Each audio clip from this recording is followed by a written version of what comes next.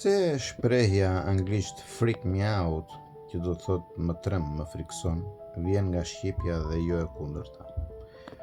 Në radh parë, fjala frik e shqipes përdoret për të krijuar fjalë të tjera, si friksim, frikacak, frikem, i pa frikë, i frikshëm, e të tjera.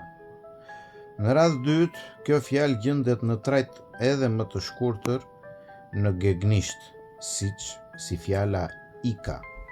Pra, e zuri ika do të thot e zuri frika.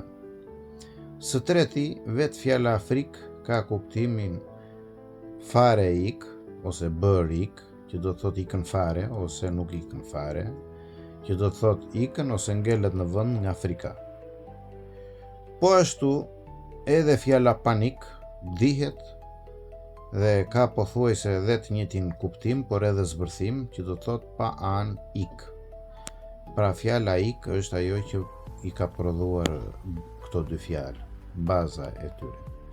Por fjala frik gjendet edhe në rumanisht si frikë, që nuk bën dot etimologjim me ndarje të mëtejshme të fjalës, siç ndodhi në shqip.